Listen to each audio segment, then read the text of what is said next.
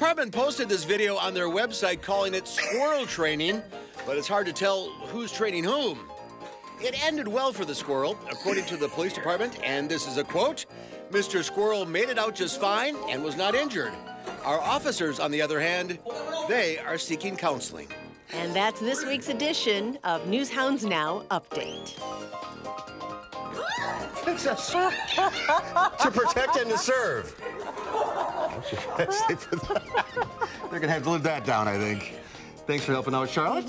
Have a great weekend, everybody. We'll see you Monday. Be careful this weekend. News Street 5 starts right now.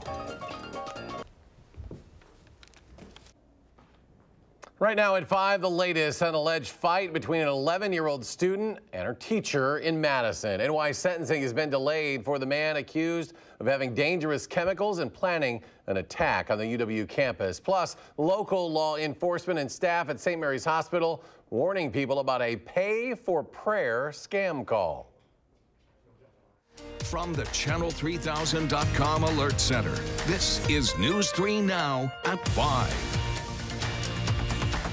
Thanks for staying with News 3. We have had a couple of calm days anyway across southern Wisconsin. That will not last long as the wintry weather makes its way back into our area. Let's get a look at your first alert weather now. Chief Meteorologist Gary Canalti joining us on the weather patio. Gary? Eric, it actually was a pretty mild day today. Skies have clouded up, though. We had some sunshine earlier. Now skies are mostly cloudy, and we have to look forward to some freezing rain, sleet, and snow tonight, and then again late on Sunday night. Now, as we take a look at expected snowfall right now, you can see that probably about 1 to 3 inches of snow expected from Madison on toward the north and west. Farther out toward the La Crosse area, there could be some heavier snow accumulations there. For some reason, I don't know if you guys can go to Max 2 there. We're on the Max 1 graphics, but let me see if we can get through. There's Doppler track. You can see things are very quiet around here right now. However, that will change with time. We will be looking for the potential, at least, for some freezing rain, sleet, and snow later on tonight into tomorrow morning, and then some snow later tomorrow night. In between, we could see rain and perhaps a couple of thunderstorms. There are winter weather advisories out for all of southern Wisconsin. I'll have more details on weather in a few minutes. All right, Gary, thank you. Black leaders in the Madison area will host a community meeting tomorrow. This is in response to an alleged fight between an 11-year-old student and her teacher last week. Our Rose Schmidt joins us to explain the message here. Rose? Well, Eric, the head of the Progress Center for Black Women, says more than 100 people are scheduled to come to the Boys and Girls Club tomorrow morning to talk about ways to support black families in the Madison area. Behavior support coach Robert Muller-Owens is on leave this week, and the Madison Metropolitan School District confirms that he won't return to Whitehorse Middle School or be in a similar position. Last week, an 11-year-old girl says Muller-Owens pushed her and tore out her braids. Now, community leaders are using this event to call attention to a larger issue of the way black children are treated in schools and the community. So I say we look at this, make it a teachable moment, and then talk about how do we put the right protocols and policies in place so it doesn't happen again. The superintendent sent a letter to parents this week to, quote, express deep concern about this incident and say that all students should feel safe and protected in their schools. And today, a spokesperson for the school district tells me that their team is still determining the next steps, and they're coming together to create a full support plan to ensure students' safety. The Madison Police Department is still investigating this incident, and the Madison Teachers Union says it supports investigating allegations made against school district employees, but they're also asking people to withhold judgment until that investigation is complete. All right, Rose, thank you. The woman who was one of 2 people killed after a semi plunged off a bridge into a Sauk County lake has been identified. State Patrol says the body of 24-year-old Devina Patterson of Elizabethtown, Kentucky, was pulled from Mirror Lake in the Dells near the truck debris Monday morning. Officials found a damaged guardrail of the Mirror Lake Bridge on I-90 early Sunday. Wheel tracks revealed the semi tumbled some 10 stories down into the lake. The body of 39-year-old Timothy Green, also of Elizabethtown, Kentucky, was found first on Sunday. A barn was destroyed last night in a fire in Monticello. The fire chief there says it was reported just before 7 p.m. on Krieger Road. There were no animals in that barn at the time of the fire. It was storing a car, ATVs, tools, and lawnmowers. The barn and its contents are considered a total loss at $140,000. The cause of the fire appears to be electrical. The man prosecutors say was planning an attack on the UW campus with dangerous chemicals found in his West Side apartment last year still has his future up in the air. Today was originally scheduled as 31-year-old Brian Campbell's sentencing hearing. Instead, the afternoon centered around the state's sentencing memorandum. Our Madeline O'Neill live at the Dane County Courthouse, where a motion hearing just wrapped up. Maddie? Well, Eric, even though it wasn't a sentencing hearing, there were still spirited arguments from both sides at the courthouse today, and now Campbell will have to wait until May to learn his fate. Now, if you'll remember, last February, dozens of apartments were evacuated on Timberlake Trail when police found an assortment of potentially dangerous items and chemicals in Campbell's apartment. Today was a motion hearing. This comes after Campbell's defense attorneys asked the judge in this case to strike the state's sentencing memorandum, saying it goes beyond the facts in this case and breaches his plea agreement. The memorandum filed earlier this week claims Campbell was planning an attack on UW-Madison's campus and compares Campbell with some terrorists. The defense says that is not based on facts and goes too far. Prosecutors argue any inferences made are rooted in facts laid out earlier. It seems to me that this entire case started out initially as an enormous overreaction because there was so much fear for what might have been going on, and that the state has been unable to come to terms with the factual information that exists. It's evident to me that the defense does not want me to talk about the facts in this case that reflect negatively on the defendant. I don't blame them for that. The defense attorney is the defendant's advocate. But I have a right to talk about those facts just as much as the defense has a right to talk about the facts that reflect positively on the defendant. The judge sided with prosecutors and decided to keep the state sentencing memorandum on the record, but she did give Campbell the chance to reconsider his plea. Now, his attorneys declined that offer. Prosecutors say they'll ask that Campbell go to prison for 3 years. Now, that's the maximum allowed with his plea deal. They'll also ask that he has 8 years extended supervision. We'll find that out in a few months on May 13th when his sentencing hearing has been rescheduled. Eric.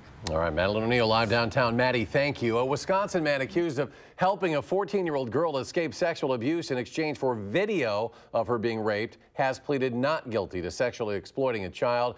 Authorities have said Rogers met the Tennessee teen online and she told him she was being raped by her adoptive father. They say Rogers offered to help her run away if she provided him clear video evidence so he wouldn't get in trouble for taking her.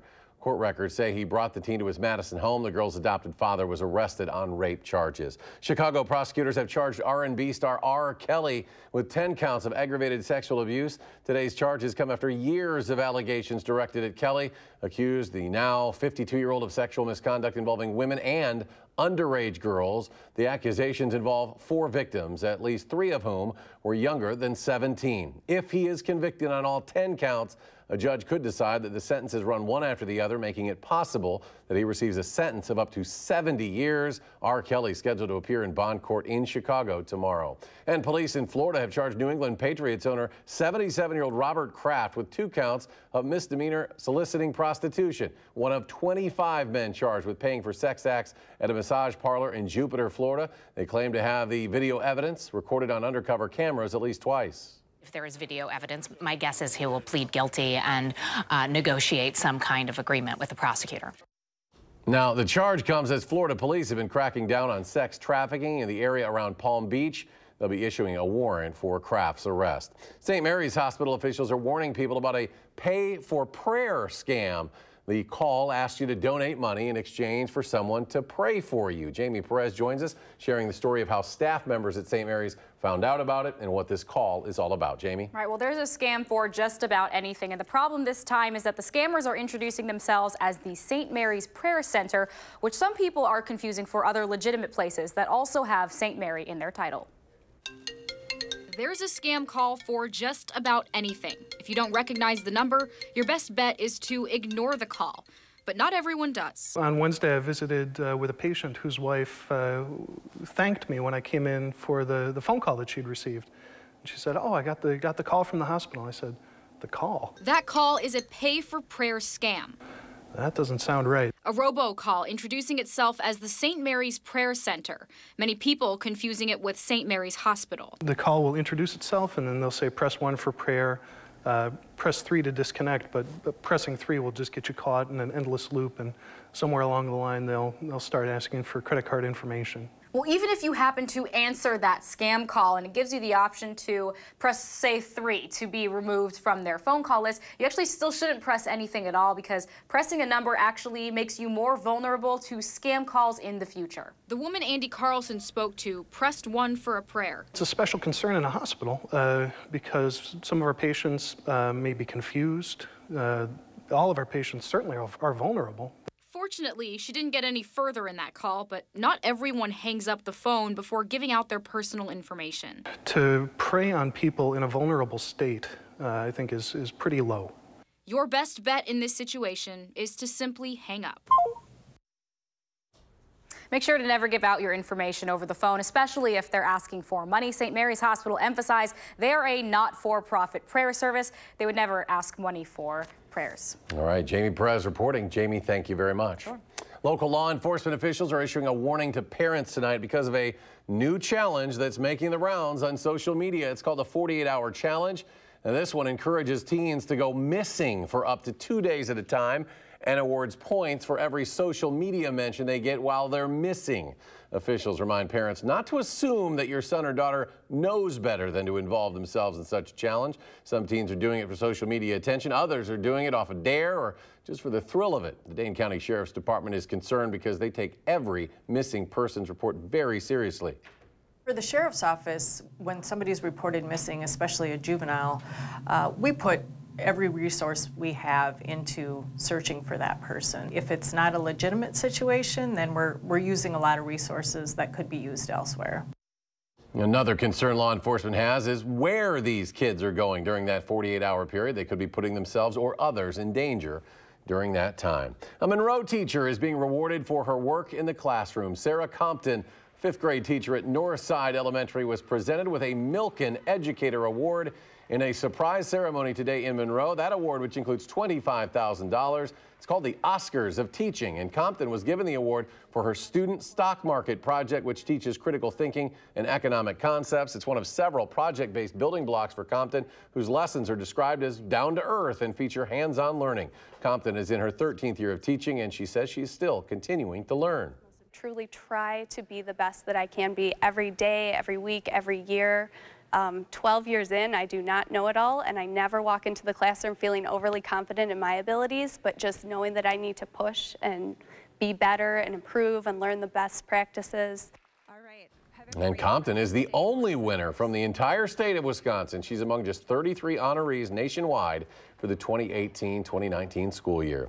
After our Day of Warmth telethon yesterday, we are happy to announce we raised $22,792 from donations. So thank you for calling in and donating online to this cause. News 3 Now partnered with Energy Services, Inc. and the Keep Wisconsin Warm Cool Fund. Those funds will go to those who cannot afford to pay their heating bills. Again, we thank you for supporting those who need it most. More to come on News 3 Now at 5. Up next, demands grow to publicly release Special Counsel Robert Mueller's report. We'll have new details about the potential timing of that release. Plus, House Democrats reveal their plans to fight the president's emergency declaration on border security. We'll tell you what that includes. And an end-of-the-week jump on Wall Street, the Dow climbing 181 points, the NASDAQ adding 68 and an 18-point gain for the S&P. We're back in a moment.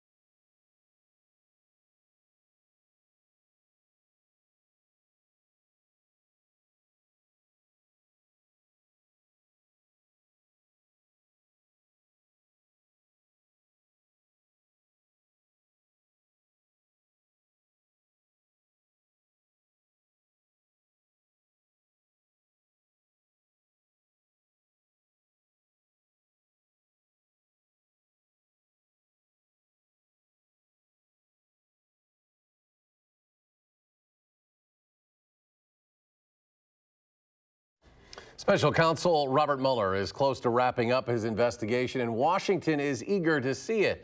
Mueller has been investigating Russian interference in the 2016 election for nearly 2 years now, and his report summary is expected to be handed over to the Attorney General soon, who will then decide what's to be made public. President Trump once again denied his campaign colluded with Russia to win the election. And everybody knows it's a hoax. It's one of the greatest hoaxes ever perpetrated on this country. So I look forward to seeing the report. If it's an honest report, it will say that. If it's not an honest report, it won't. 6 former Trump associates have been indicted or pled guilty in connection with Mueller's investigation to crimes ranging from tax evasion to lying about contacts with Russians. But Mueller hasn't charged any American of conspiring with Russia to help the president win the election. U.S. House of Representatives plans to vote on a resolution to stop the president's national emergency declaration for the border wall next week. Democratic Congressman of Texas Joaquin Castro has introduced a resolution to block the emergency declaration. Speaker Pelosi says the House will vote on that measure early next week. And last Friday, the president declared the emergency on the southern border so he could go around Congress to get money for the wall. Several Senate Republicans have voiced some concern with that emergency declaration. To pass it out of the Senate, the Democrats only need to sway a handful of Republicans. I am concerned about the impact on our military and military readiness, and just also kind of doing a legal analysis of where this goes and what the precedent is. The president plans to use the emergency declaration to pull more than $6 billion of wall funding from the Pentagon's budget. The executive producers of the television series Empire are removing Jussie Smollett's character from the last 2 episodes of the show's season. Smollett had told police last month he was attacked by masked Trump supporters who hung a rope around his neck and doused him with an unknown chemical, all while yelling racist and homophobic slurs. Chicago police arrested 2 men Smollett would later say were his attackers, but they turned out to be his friends. Smollett's lawyers said in a statement the Empire star feels betrayed by a system that apparently wants to skip due process and proceed directly to sentencing. Let's get a look at your first alert weather. Gary's keeping an eye on some things that could be happening through the weekend. Gary? Yeah, a couple of rounds of mixed precipitation developing later on tonight into tomorrow morning, and then again late tomorrow night into Sunday. Let's take a look at the alert days in the forecast. We have an alert day for late tonight into tomorrow morning for some light snow, sleet, and freezing rain with up to a 1/4 inch of ice accumulation. And then another alert day from late tomorrow night into Sunday for some snow that could accumulate 1 to 4 inches. The heaviest amounts will be well north and west of Madison, probably about an inch here in the Madison area, but it'll be very windy, and with the temperatures dropping, the roads could become very slippery. Now, as we take a look at Doppler track right now, things are pretty quiet, even though clouds are moving in.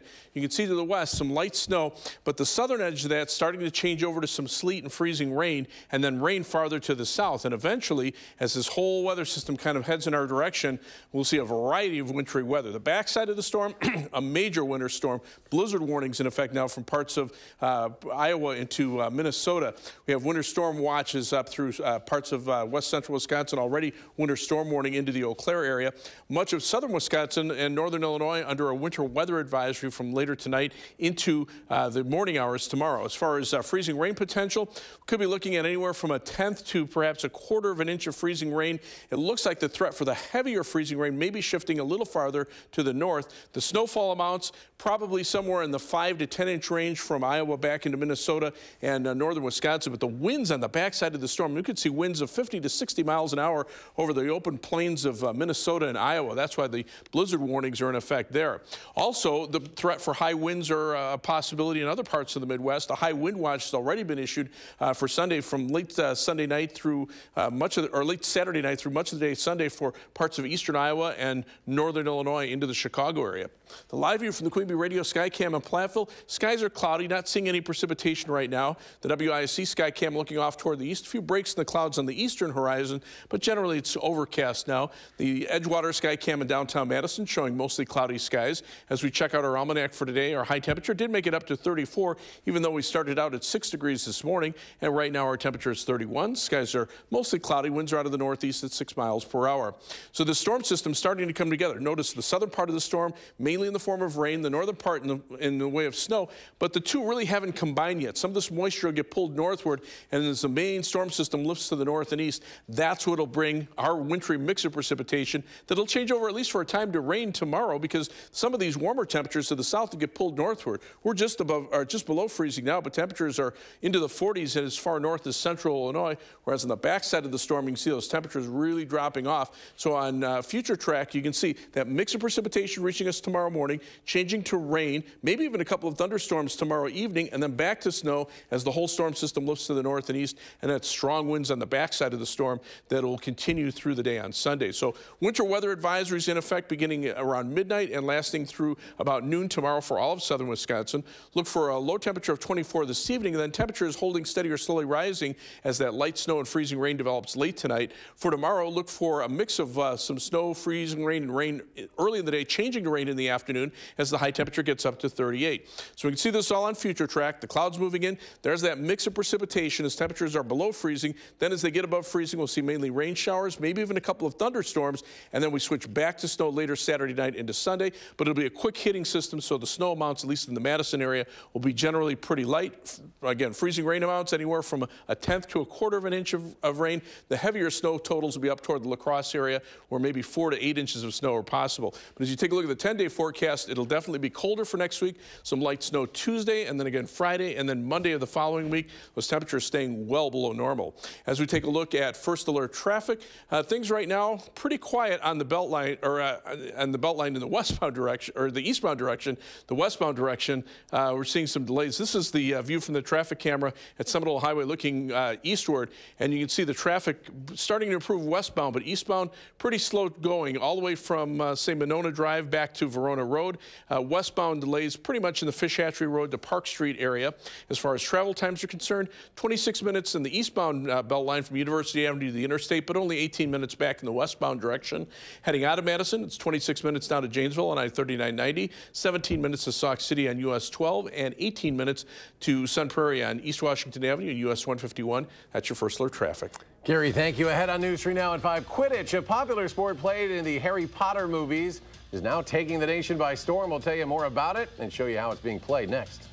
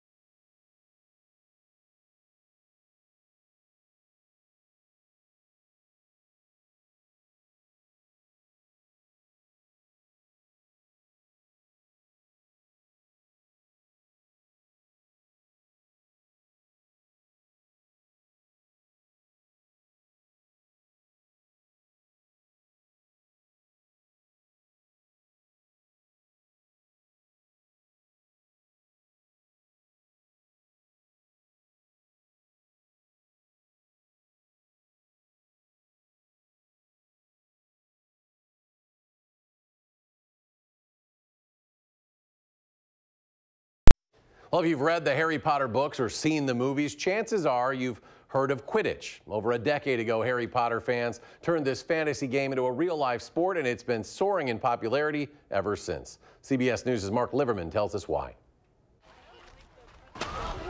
Cleats, check. Broomsticks, check. It's go time. Welcome to the fun, fast, and sometimes ferocious world of Quidditch. I came out here and I was like, I'm gonna give it a try. This is college. It's a place to try things, so here I am. This is only Robin Ashkenazi's second time playing the sport. She's here trying out for New York University's Quidditch team. Her first task, try and get a hold of the rules. I still don't completely get it, but everyone's really nice and answers all the questions, give you tips. The gist, you have the chasers move the quaffle or volleyball down the field. You can either run or pass. The keeper defends his team's hoops and prevents the other team from scoring, kind of like a goalie. Just like the sport itself, the equipment is constantly evolving. Quidditch players used to run around with broomsticks between their legs. Now they're using PVC pipe, just like this. Hello, welcome to Hogwarts' first Quidditch game of the season. Quidditch emerged from the Harry Potter movies and books, but you don't have to be a fan to play. A couple of people on the team have actually never even read the book or seen the movies. They have actually just come out for the sport aspect of it. And in case you couldn't tell, the co-ed game is intense. The girls are the most important part of our teams. It's super physical, but at the same time, it's a lot of skill, and when you use it right, it's so much fun. And Quidditch is always rising to new levels. The national governing body, U.S. Quidditch, has more than 100 member colleges and counting. Mark Liverman, CBS News, New York. And stay with us. We'll be back with another check of your forecast in just a moment.